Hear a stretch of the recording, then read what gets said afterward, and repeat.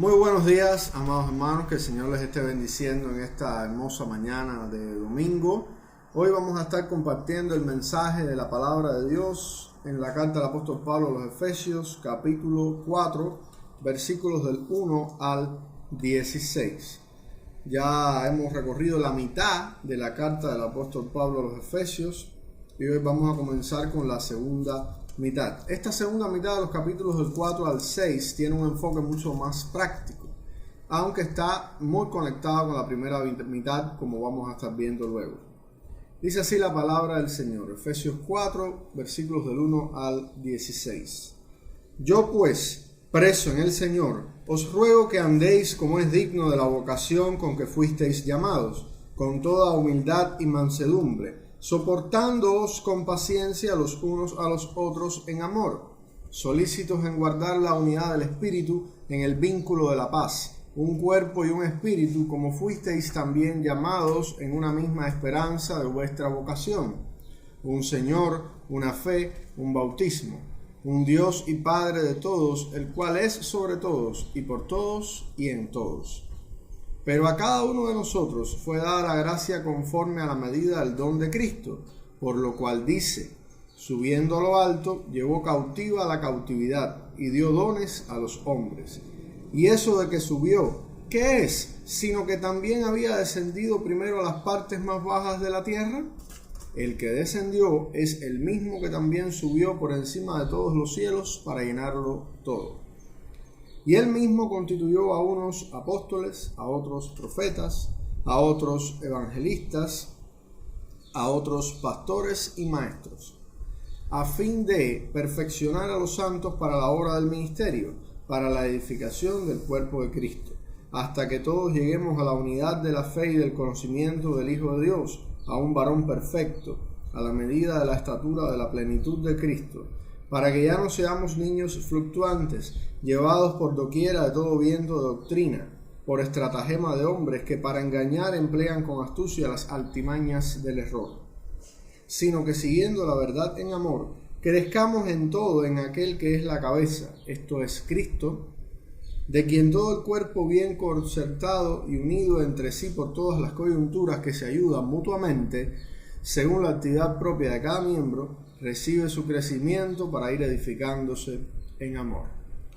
Oremos. Padre nuestro que estás en el cielo, santificado y glorificado sea tu nombre, Señor.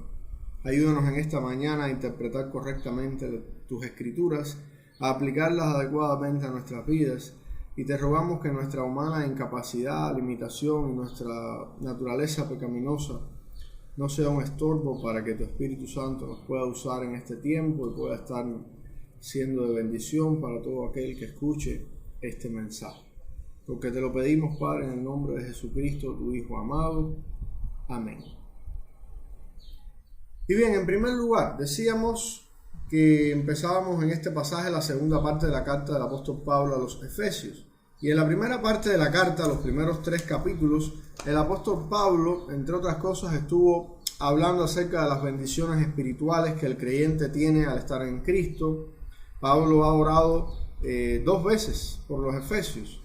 Primeramente para que Dios les concediera un espíritu de sabiduría y de revelación en el conocimiento de Él, para que conozcan mejor la esperanza, la herencia y el poder de Dios. Les ha hablado acerca de la nueva vida que hay en Cristo, de la obra de salvación, la nueva vida espiritual, el ser salvos por gracia mediante la fe para buenas obras. Pablo ha hablado también de que Dios ha hecho de judíos y gentiles sean un solo cuerpo en Cristo, o sea, les ha hablado que todos somos un cuerpo en la iglesia, y todo esto Dios lo ha hecho para morar en nosotros a través de su Espíritu Santo.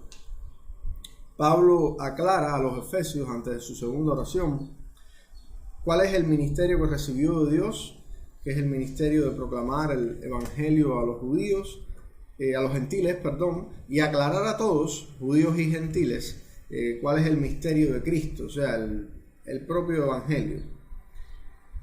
Y por último, vimos la semana pasada la segunda oración de Pablo, donde Pablo pues estuvo orando para que fuesen los efesios fortalecidos espiritualmente por el Padre.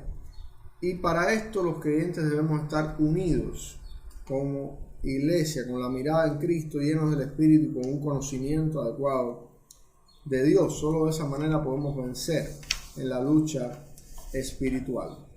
Y así llegamos a esta segunda parte de la carta de los Efesios, donde ya Pablo, aunque va a mencionar cuestiones de doctrina, el enfoque mayor es en las cuestiones prácticas. Entiéndase, ahora Pablo va a empezar a decirnos cómo debemos comportarnos como creyentes en la vida cristiana. O sea, al estar en Cristo, cómo debemos andar. Ya Él nos ha enseñado en los primeros 3 capítulos qué cosa es estar en Cristo. Muy adecuadamente, muy profundamente nos ha explicado todo lo que tiene que ver con estar en Cristo y todas las bendiciones espirituales que tenemos por estar en Él. Y ahora nos va a pasar a explicar, pues, ya que tenemos esas bendiciones espirituales, cómo debe vivir una persona, un creyente, que goza de todas esas bendiciones. Entonces, en primer lugar, ahí en los versículos del 1 al 6, vamos a estar viendo que Pablo le ruega a los efesios precisamente que anden de acuerdo a la vocación con que fueron llamados. Dice ahí el versículo 1: yo pues, preso en el Señor, recuerda una vez más su condición de preso, como también lo recordó en el versículo 1 del capítulo 3. Os ruego que andéis como es digno de la vocación con que fuisteis llamados. ¿Qué vocación es esta? Bueno, en el versículo 18 del capítulo 1, Pablo dice, para que sepáis cuál es la esperanza que Él os ha llamado y cuáles las riquezas de la gloria de su herencia en los santos. O sea, la esperanza a la que Él nos ha llamado. O sea, somos llamados los creyentes a esperar en Cristo, a esperar en las cuestiones espirituales, a esperar en las cosas del reino de los cielos, a poner nuestra mirada en esas cosas, no en las cosas terrenales, a confiar en la herencia, victoria, esperanza y consuelo que tendremos en la nueva creación, no en esta, que está bajo la maldición de Dios por el pecado. O sea, tener la mirada en las cosas espirituales y no en las cosas terrenales. Esa es la vocación, ese es el llamado que Dios nos ha hecho. Pero empieza ya a dar, como decíamos en la introducción, ya toda una serie de instrucciones prácticas acerca de qué quiere decir andar como es digno de esa vocación. Y en primer lugar dice, con toda humildad y mansedumbre, soportándoos con paciencia los unos a los otros en amor.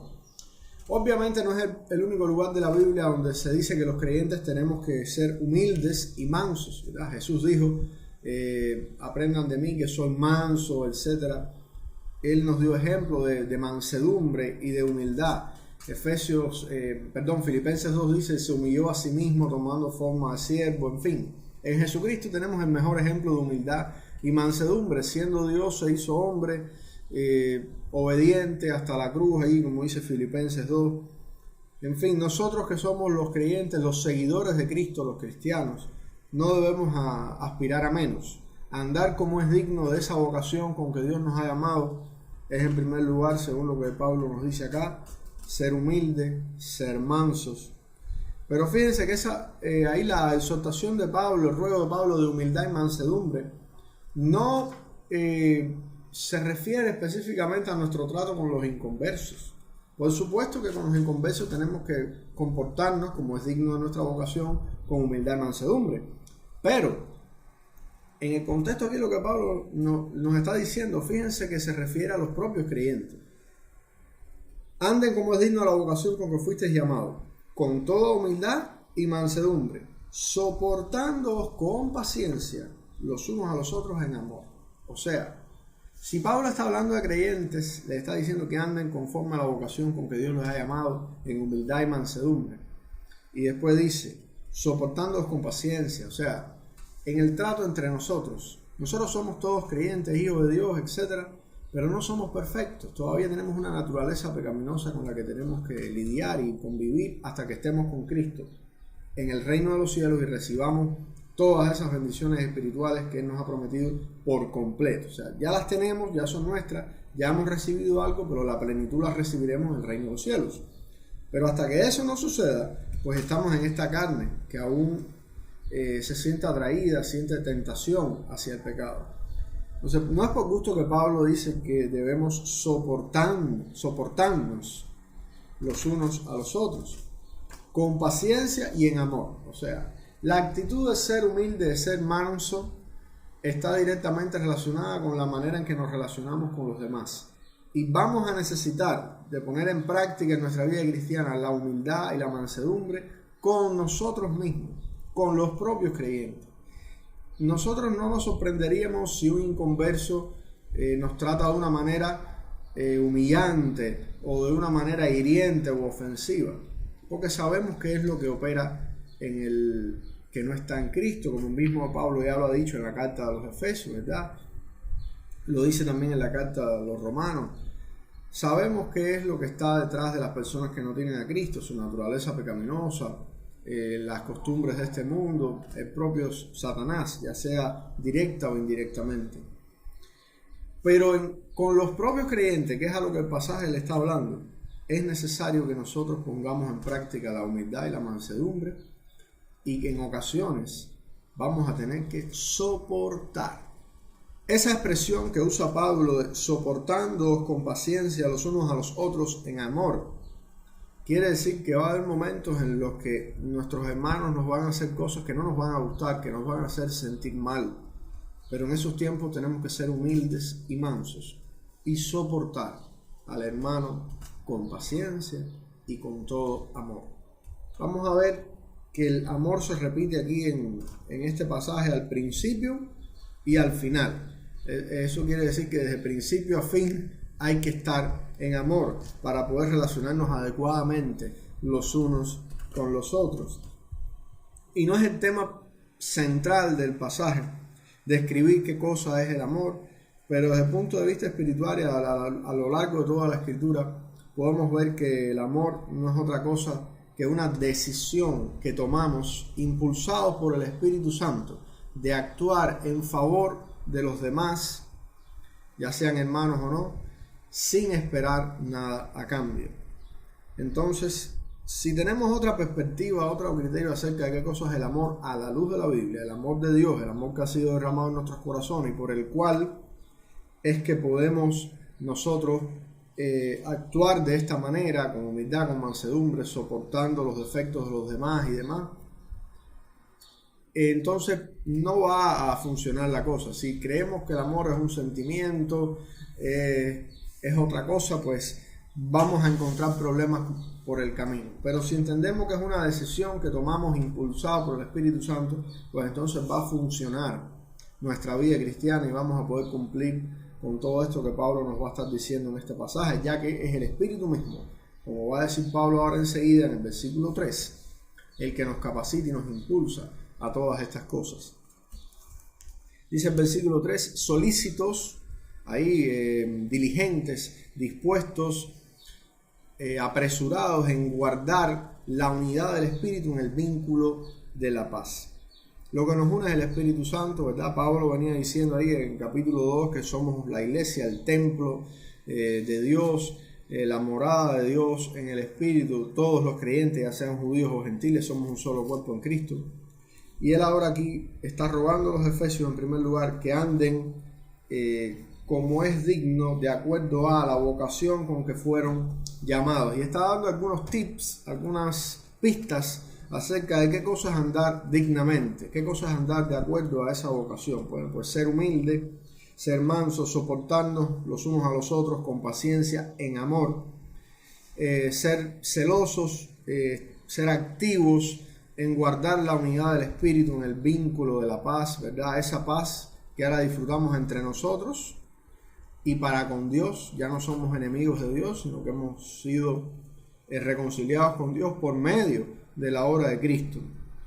Dice el versículo 4, un cuerpo, la iglesia, un espíritu, el Espíritu Santo, como fuisteis también llamados en una misma esperanza de vuestra vocación. Una vez más se refiere a esta vocación que mencionó en el versículo 2 de este capítulo 4 y que menciona el versículo 18 del capítulo 1. Tenemos todos los creyentes, judíos y gentiles, de antes, de hoy y del futuro. Todos los creyentes tenemos una misma esperanza y una misma vocación, un mismo llamado. Y viene el versículo 5. El versículo 5, por si usted no lo sabía, Efesios 4:5 es el versículo lema de los bautistas, si no me falla la memoria, pero al menos sé que es de nuestra convención bautista del Cubo Occidental. Un Señor, una fe, un bautismo. Efesios 4:5. Un solo Señor, Jesucristo. Una sola fe, la fe en Cristo, la fe que salva mediante la gracia de Dios.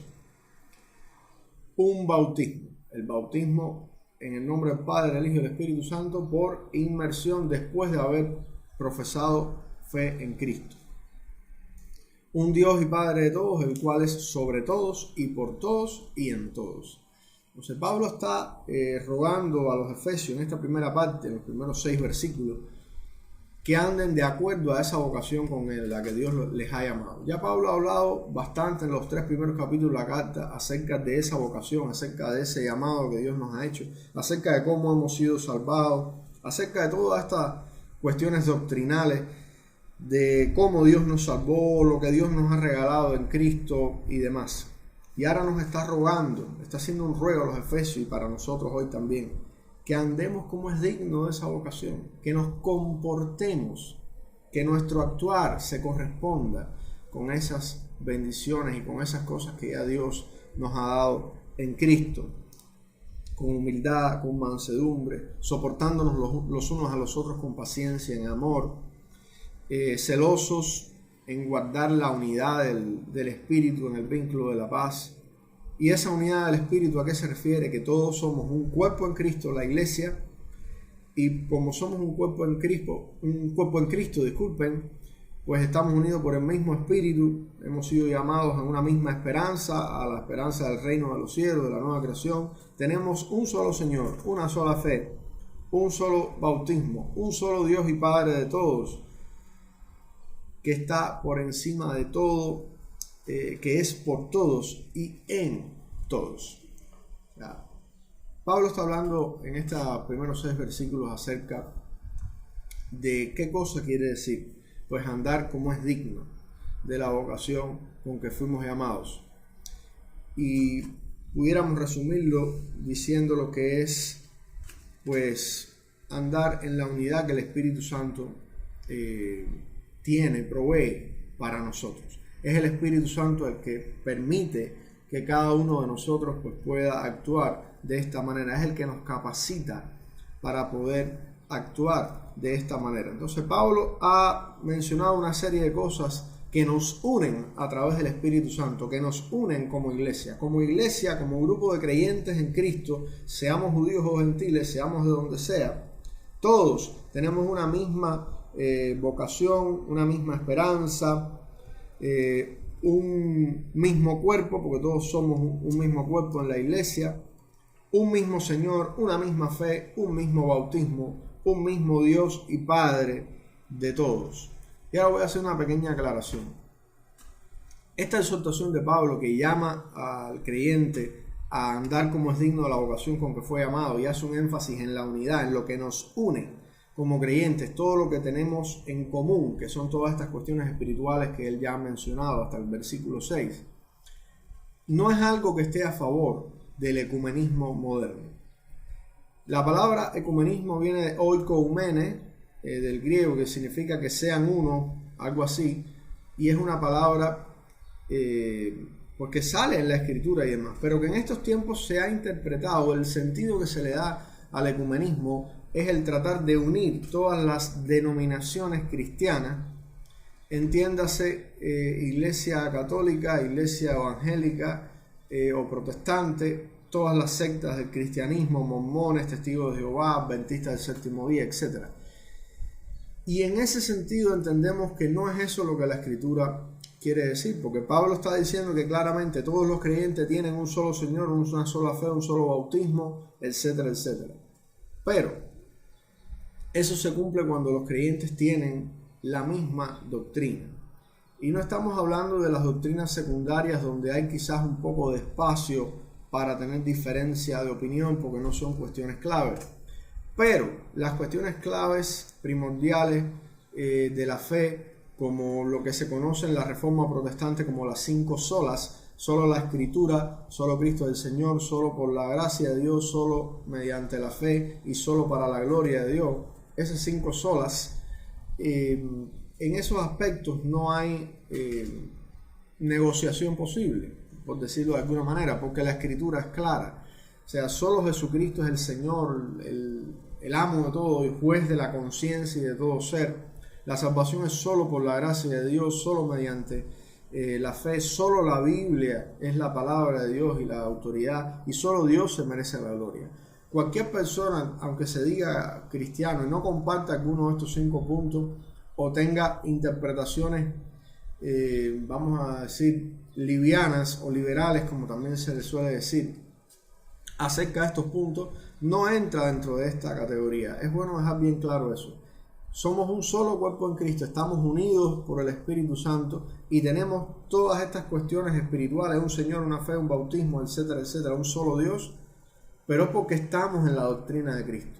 El que se sale de la doctrina de Cristo, el que tiene una opinión diferente a lo que la palabra enseña y reinterpreta la palabra, la aplica liberalmente y trata de sacar de la palabra lo que realmente no está ahí, lo que se le dice técnicamente hacer una eisegesis en vez de una exégesis, o sea, sacar de la Biblia lo que no dice y lo que yo quiero que diga, esa persona no está en la unidad del Espíritu, porque el Espíritu es uno solo y no hay, vamos a decir, posibilidad de que el Espíritu esté dividido contra sí mismo.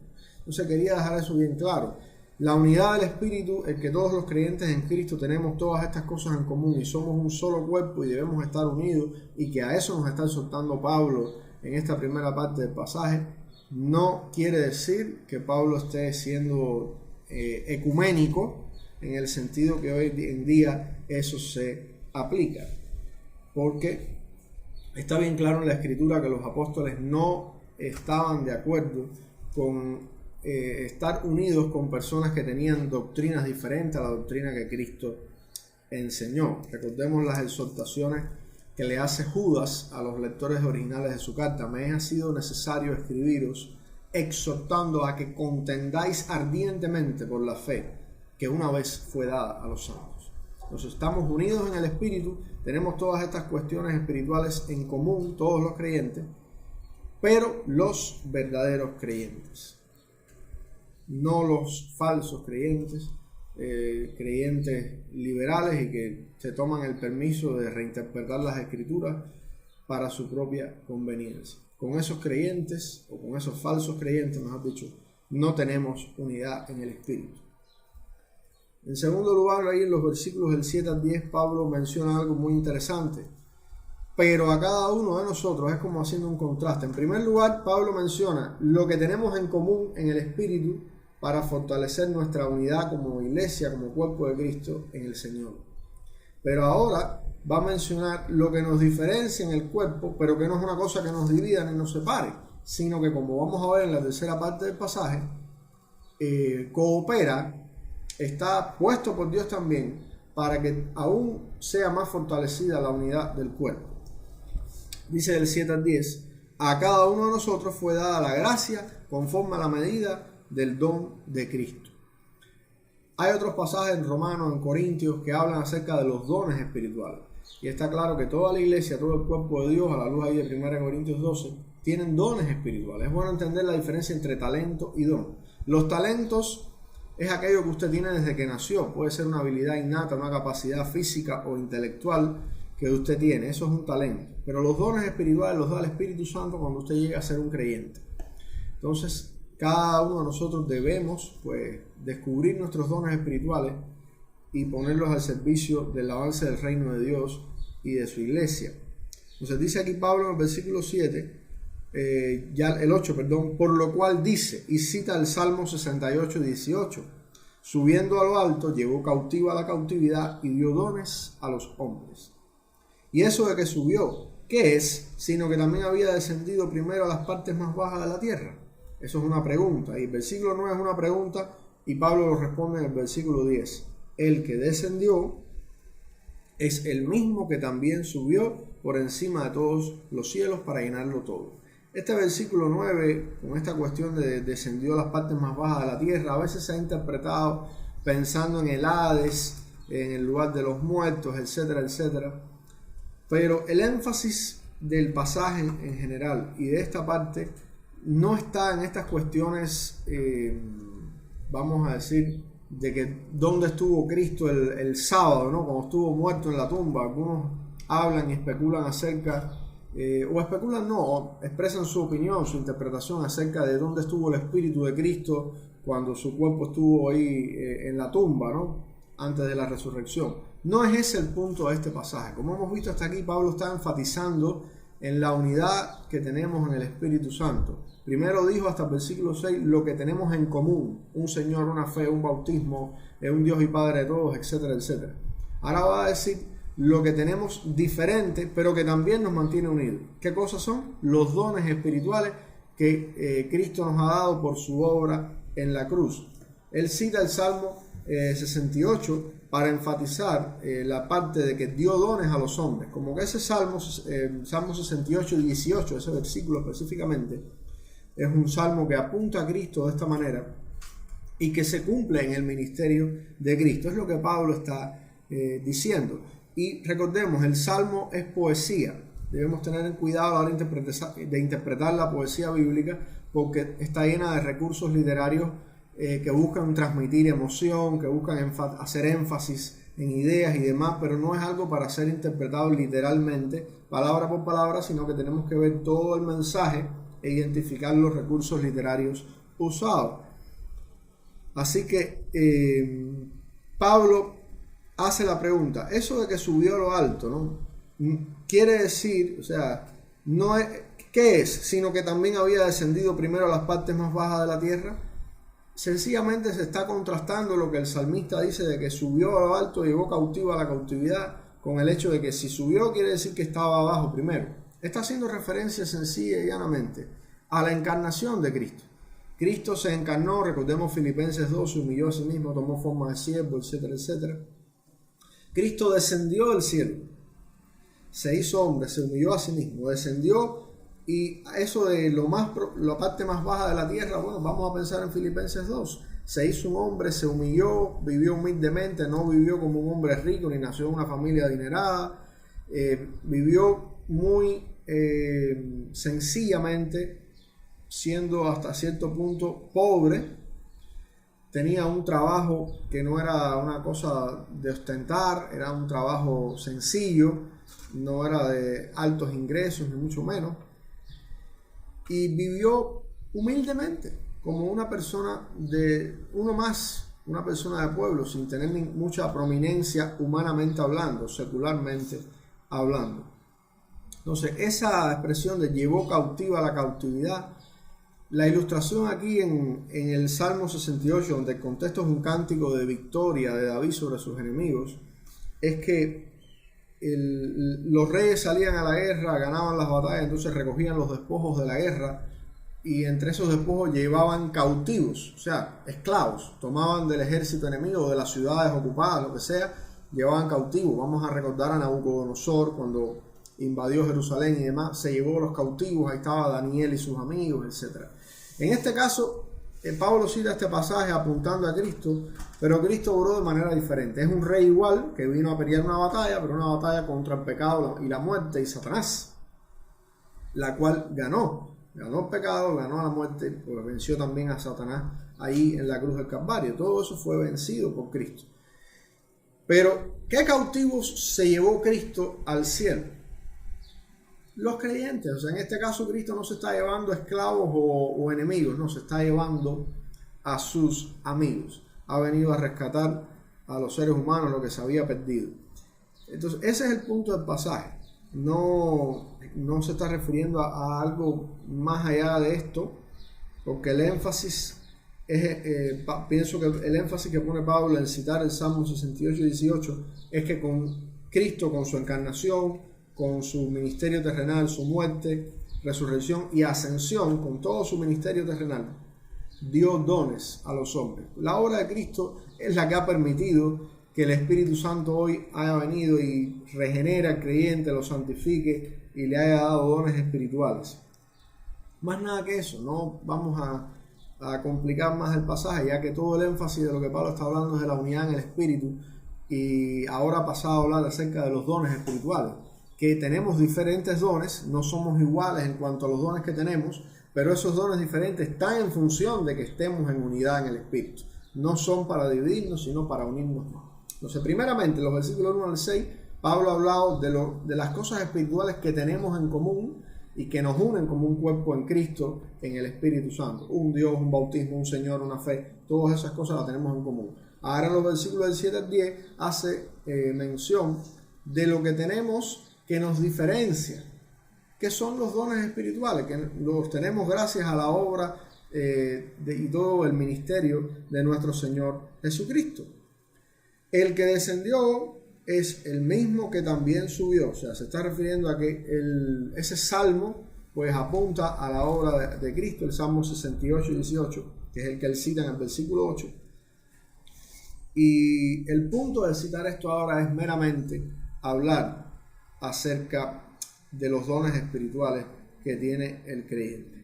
Entonces, finalmente, en los versículos del 11 al 16, continúa esta idea de la unidad que tiene el creyente por Cristo en el Espíritu Santo, en el cuerpo de Cristo, en la iglesia, etc.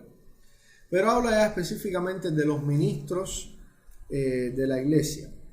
Y él mismo constituyó a unos apóstoles, Cristo constituyó a los apóstoles, a otros profetas, a otros evangelistas, a otros pastores y maestros. Y no es el punto del pasaje discutir ahora si realmente todos estos, vamos a llamarle tipos de ministros, apóstoles, profetas, evangelistas, pastores, maestros, deberían estar en la iglesia. O sea, que hoy en día una iglesia debiera tener apóstoles, evangelistas, profetas, maestros y pastores. Hay algunas denominaciones cristianas que lo interpretan así, tienen toda la libertad para hacerlo. No queremos ahora profundizar mucho en esa cuestión, pero en otras ocasiones hemos señalado que los apóstoles de Jesucristo fueron 12, Judas traicionó, por suerte escogieron a Matías para sustituirle, y el abortivo, como él mismo se identifica, y el último de ellos fue el apóstol Pablo. Entonces, los apóstoles fueron constituidos por el Señor. Él constituyó a otros también como profetas. Debemos entender que el ministerio de los profetas en el Antiguo y el Nuevo Testamento era sencillamente, sobre todo esto se evidencia mucho en el Antiguo Testamento, traer la palabra de Jehová. Jehová les decía, digan esto, esto y esto, y ellos iban y repetían el mensaje de Jehová. En muchas ocasiones el mensaje se refería a cuestiones que iban a ocurrir en el futuro, pero no se limitaba exclusivamente a eso. Hoy en día hay hermanos cristianos, hermanos nuestros, que se hacen llamar profetas, y yo los respeto, pero por lo general cuando hoy en día se habla de profetas se está pensando en esta parte, yo le suelo llamar la parte espectacular, ¿no?, de los milagros, de las profecías en cuanto al futuro, o sea, predecir al futuro. Y un profeta de Jehová no era meramente un adivino, no era meramente una persona que trae un mensaje para predecir el futuro. En muchas ocasiones era parte del mensaje, pero el centro del ministerio del profeta no era predecir el futuro, sino traer la palabra de Jehová. La palabra de Jehová, en la mayoría de las ocasiones, tenía un contenido acerca del futuro, pero no era ese el centro de atención. Hasta cierto punto, hoy en día, ¿cuál es la palabra de Jehová? La Biblia. Aquí está toda la palabra de Jehová revelada, desde la creación hasta la nueva creación en Apocalipsis. Entonces, cuando usted predica la palabra, enseña la palabra, comparte la palabra, es un profeta.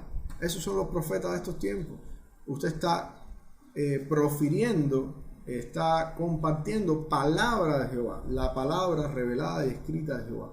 Puede referirse al futuro, puede referirse al pasado, puede ser algo con la aplicación para el presente. No importa si predice algo que va a ocurrir en el futuro o no.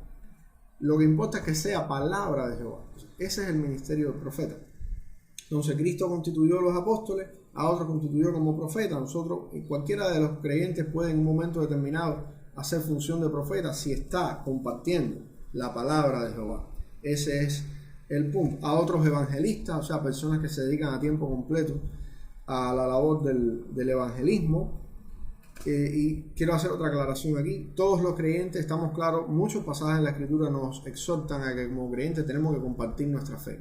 Todos tenemos que hacer obra de evangelismo. Pero hay personas que Dios les ha dado un don especial, una capacidad especial, un llamamiento especial para compartir el evangelio. Evangelistas, misioneros también se les llama. Y esos hermanos tienen algo especial que Dios les ha dado. Y ese es su ministerio de manera particular. Yo siempre pongo el ejemplo de Billy Graham. Billy Graham, uno de los más grandes evangelistas del siglo XX. No todos nosotros, de hecho, muy pocos de nosotros seremos Billy Graham o tendremos el impacto evangelístico que tuvo Billy Graham. No tenemos que estar en estadios, o nunca vamos a estar en un estadio predicándole a decenas de miles de personas y que millones escuchen el mensaje del evangelio de nuestra boca. Pero todos sí tenemos que hacer evangelismo. Donde estemos, en nuestra casa, escuela, trabajo. Ahí en la cuarentena, médico que viene a hacernos la pesquisa todos los días, darle un tratado, presentarle el evangelio ahí con efectividad y rapidez. Quería hacer también esa aclaración. Y finalmente, pastores y maestros, los que enseñan la palabra, los que guían a la iglesia. Pero el punto una vez más de Pablo, yo solo he hecho aquí una aclaración un poco más profunda aquí del versículo 11. Pero el hilo central del pasaje, la unidad del Espíritu, lo que nos une en Cristo por el Espíritu Santo en un solo cuerpo, que es la iglesia. Pablo menciona todas estas categorías, vamos a decir, variantes de siervo de Dios, los apóstoles, profetas, evangelistas, pastores, maestros, con el objetivo de mencionar el por qué Dios los ha constituido.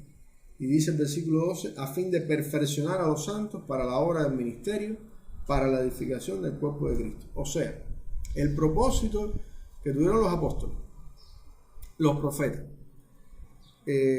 los evangelistas, los pastores y los maestros no es otro que capacitar, preparar, ayudar en la madurez y crecimiento espiritual de los creyentes. Ahí la palabra santo se refiere a los creyentes en sentido general, para la obra del ministerio. O sea, los apóstoles, profetas, evangelistas, pastores y maestros no son los que tienen que hacer la obra del ministerio. Ellos tienen su propia parte en la obra del ministerio, tienen su ministerio dado de Dios y lo que tienen que hacer. Pero precisamente lo que tienen que hacer es perfeccionar a los santos de diferentes maneras, ¿no? Cada uno tiene su función y su rol. Pero son los santos, son los creyentes los que tienen que hacer la obra del ministerio. O sea, esto no es nada nuevo. Todos los cristianos tienen dones espirituales, ya lo dijo en los versículos del 7 al 10, que se los ha dado el Espíritu Santo gracias a la obra de Cristo. Tienen que usarlos para el avance del reino, para la edificación de la iglesia.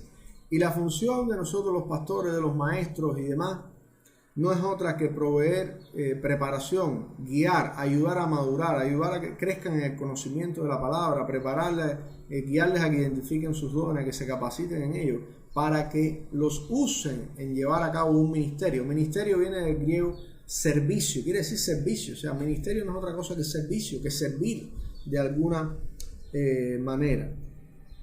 Entonces, los apóstoles, profetas, evangelistas, pastores y maestros y demás fueron constituidos por Cristo principalmente para preparar, para perfeccionar a los creyentes, prepararlos para que sirvan en su ministerio. Y todo esto para la edificación del cuerpo de Cristo, que por supuesto sabemos que es la iglesia. ¿Y hasta cuándo funciona esto? ¿Se acabó con los primeros apóstoles y la primera generación de la iglesia? No. Hasta que todos lleguemos a la unidad de la fe y del conocimiento del Hijo de Dios, a un varón perfecto a la medida de la estatura de la plenitud de Cristo, por supuesto. Esa meta del ser igual a Cristo, de tener conocimiento del Hijo de Dios en unidad, con conocimiento de fe, un varón perfecto, a la misma medida de la estatura de la plenitud de Cristo. Obviamente eso solo lo vamos a conseguir en el reino de los cielos, cuando lleguemos a la última fase de la salvación, que es la glorificación, cuando tendremos el cuerpo, mente de Cristo, etc. Pero es la meta, es a donde vamos a llegar. O sea, Cristo ha constituido apóstoles, profetas, evangelistas, pastores y maestros para preparar a los creyentes para que sirvan en la obra de Dios, para que sirvan para el reino de Dios, con el propósito de que un día lleguemos todos a la unidad de la fe y del conocimiento de Cristo, al igual de su estatura, etcétera, etcétera. O sea, en otras palabras, Cristo dio dones a los hombres y constituyó a algunos de esos hombres con funciones específicas, como maestros, pastores, etcétera, con la tarea primordial de que capaciten, que preparen a la iglesia, a los creyentes, no solo para que tengan un conocimiento, sino, o principalmente, para que lo apliquen, para que sirvan a la iglesia, al reino de Dios usando ese conocimiento. Así que todos nosotros, todos los creyentes, tenemos dones dados por el Espíritu Santo. Tenemos que usarlo para la obra de Dios y es la tarea de nosotros los pastores y demás, el capacitar a los creyentes, prepararles para que usen esos dones y lo pongan al servicio de la iglesia. Y eso debemos hacerlo hasta que Cristo venga, hasta que estemos en el reino de los cielos con Él. Tanto la parte que le toca a los pastores de capacitar a la iglesia, como la parte que le toca a la iglesia de usar sus dones espirituales y trabajar en pro del avance del reino de Cristo. ¿Para qué? Dice el versículo 14. Para que ya no seamos niños fluctuantes, llevados por doquiera de todo viento de doctrina, por estratagema de hombres que para engañar emplean con astucia las artimañas del error. O sea, ¿para qué razón los pastores, los maestros de la iglesia capacitan a la iglesia y han recibido este ministerio de parte de Dios? Para que la iglesia pueda marchar firme, con una doctrina firme, y no estar como el barco en el mar, ¿verdad? El barco en el mar se va de un lado a otro, está fluctuante.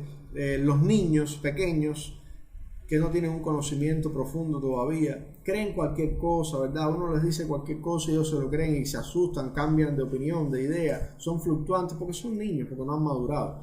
Pero los creyentes no debemos permanecer así todo el tiempo. Si ya usted lleva un tiempo en Cristo, es tiempo de que ya usted esté maduro, con una doctrina firme y por supuesto sirviendo en su ministerio, que haya encontrado su don, lo esté usando, lo esté aplicando y esté sirviendo, teniendo un conocimiento firme de la doctrina de Cristo.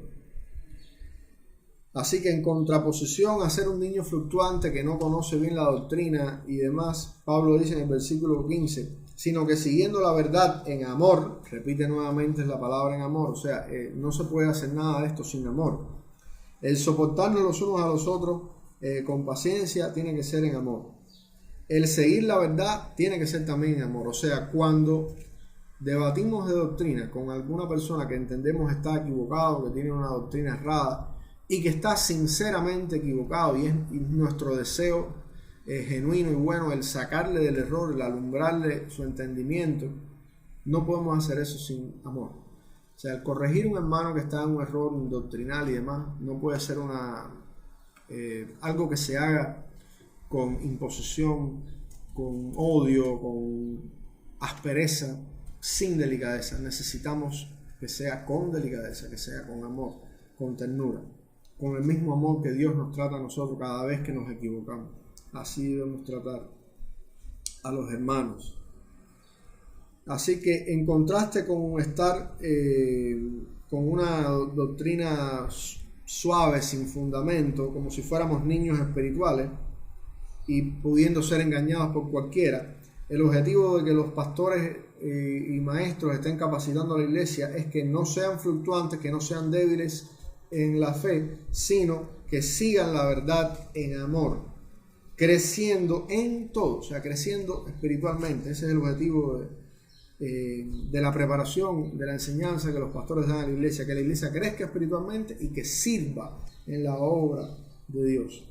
Y por supuesto en todo, ¿en qué cosa? En aquel que es la cabeza, esto es Cristo. Si recordamos el capítulo 2, dice que el fundamento de la iglesia es los apóstoles y profetas, pero la piedra del ángulo es Jesucristo mismo. Él es lo más importante, la base de la iglesia. Ahora el ejemplo no es precisamente viendo la iglesia como un edificio, sino como el cuerpo de Cristo.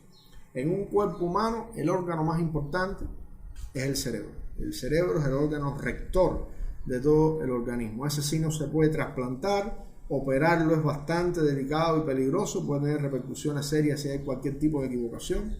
Y ese órgano, que es el órgano rector de todo el organismo, es el que Pablo aquí compara con Cristo. O sea, la cabeza de la iglesia no es el pastor.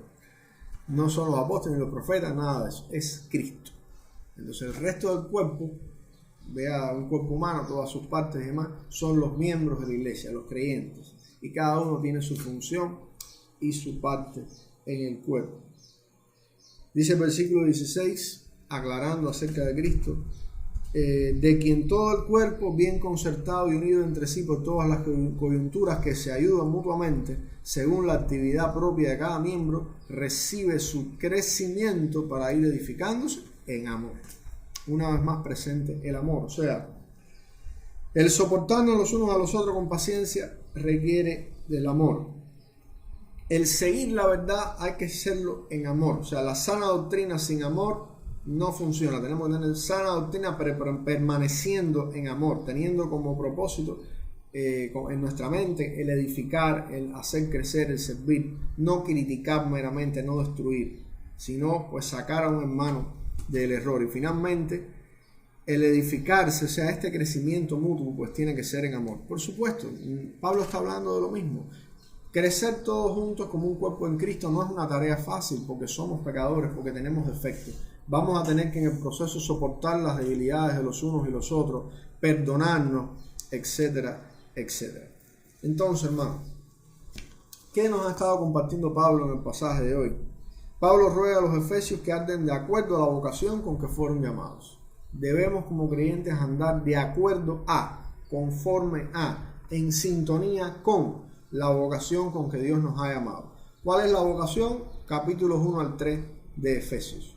La esperanza que tenemos en Cristo, estar en el reino de los cielos, etcétera, etcétera, etcétera. Ser un hijo de Dios. Y el mejor ejemplo de cómo se debe andar de acuerdo a esa vocación es Cristo mismo. Él es nuestro mejor ejemplo. En los versículos del 7 al 10 vemos que Pablo enseña que por la obra de Cristo, o sea, encarnación, ministerio terrenal, muerte, resurrección y ascensión, entre otras cosas, Él nos dio dones espirituales. Él ha dado dones espirituales al creyente. Esos dones pues han sido dados al creyente mediante el Espíritu Santo. Por eso Él decía a sus discípulos, os conviene que yo me vaya, porque cuando yo me vaya os enviaré al Consolador, al Espíritu Santo, que cuando viene al creyente, además de regenerarle y continuar la obra de santificación, pues concede dones espirituales. Y finalmente, en los versículos del 11 al 16, Pablo explica el propósito de los ministros de Dios, de estas personas que tienen un llamamiento bien particular, que es meramente y principalmente preparar a los creyentes para que desarrollen su don y lo pongan al servicio de la iglesia y del reino de Dios, con el fin de que la iglesia crezca espiritualmente y madure en la fe. Así que, hermanos, como creyentes en Cristo que somos, en medio de estos tiempos que estamos viviendo de pandemia, de enclaustramiento y demás, no podemos vernos, no podemos besarnos, no podemos abrazarnos, pero a pesar de que estamos distantes, estamos unidos por el Espíritu. Yo escucho en muchas ocasiones a personas no creyentes, a líderes seculares y demás de uno y otro lugar, expresarse de la siguiente manera: no, estamos todos unidos, tenemos a fulano y a mengano en el corazón.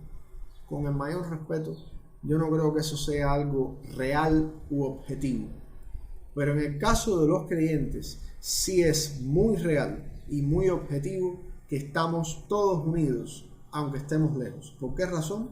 Porque no tenemos cada uno de nosotros un espíritu diferente, sino que todos tenemos el Espíritu Santo de Dios por Jesucristo, o sea, por estar unidos mediante la fe en Cristo. Entonces los creyentes somos los únicos que con toda objetividad y verdad podemos decir que a pesar de que estamos lejos, que estamos aislados en esta pandemia, permanecemos unidos por el Espíritu Santo que cada uno de nosotros tenemos. Y ese Espíritu Santo que tenemos, esa vocación que compartimos, tiene que motivarnos a andar correctamente. Y lo primero que tenemos que hacer al andar correctamente es revisar la manera en que nos tratamos los unos a los otros. El creyente no puede tratar bien al inconverso y no tratar bien a su hermano. Tenemos que comenzar por tratar bien a nuestros hermanos. Recuerden el versículo: con humildad y mansedumbre, soportándonos los unos a los otros en amor. Somos imperfectos, tenemos pecado, pero estamos unidos por el Espíritu Santo. Así que ese Espíritu nos capacita para soportar nuestras debilidades, nuestros defectos, nuestros problemas y seguir hacia adelante en la obra de Cristo. La unidad del Espíritu va mucho más allá que nuestros defectos y que nuestras limitaciones humanas.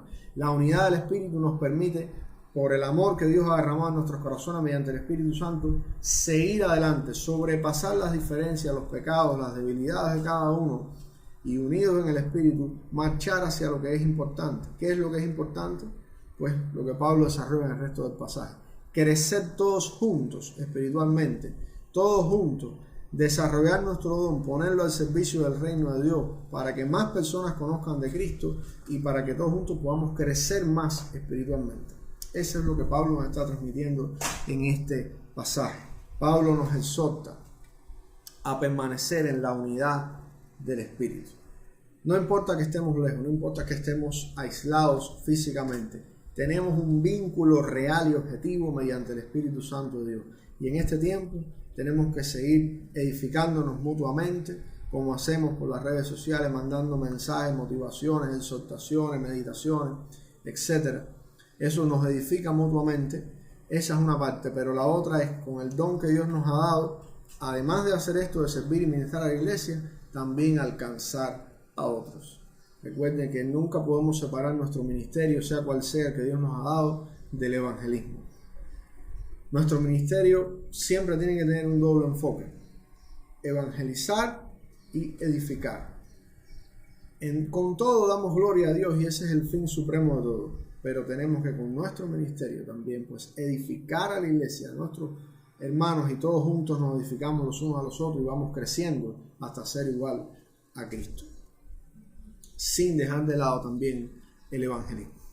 Así que en estos tiempos de pandemia, amados hermanos, no solamente el permanecer unidos en el Espíritu, edificándonos los unos a los otros mediante las redes sociales y demás, sino también aprovechando la oportunidad que tengamos por las mismas redes sociales, por los medios que podamos, de continuar evangelizando y proclamando la esperanza que hay en Cristo. Esperanza con la cual nosotros fuimos llamados un día, respondimos en fe, ahora estamos gozando de ella, pero hemos sido llamados a esa esperanza, además de para edificarnos los unos a los otros, también para compartirla con otros y que pueda seguir creciendo el cuerpo de Cristo, la iglesia, en este mundo. Oramos. Señor y Dios que estás en el cielo, gracias por tu amor y misericordia, gracias por tu gracia, Señor, gracias por Jesucristo, porque por Él podemos estar unidos en el Espíritu, por Él tenemos dones espirituales y por Él gozamos de personas que tú has llamado para que nos capaciten para poder llevar a cabo nuestros ministerios, para poder usar los dones que tú nos has dado a través de tu Espíritu Santo para servir a tu iglesia, para el avance de tu reino y para que más personas conozcan de Cristo. Señor, ayúdanos ahora en este tiempo de enclaustramiento, de aislamiento social y de pandemia, a continuar edificándonos mutuamente, a continuar sirviendo con nuestro don a tu iglesia, a las cuestiones de tu reino, para que éste se siga expandiendo en la tierra, Señor, y para que más personas conozcan a tu Hijo Cristo mediante el Evangelio. Ayúdanos a predicar tu Evangelio de manera efectiva con los medios que tenemos y donde quiera que estemos, Señor. Todo te lo rogamos en el nombre de Jesucristo. Amén. Que el Señor les esté bendiciendo abundantemente en esta mañana. Dios les bendiga.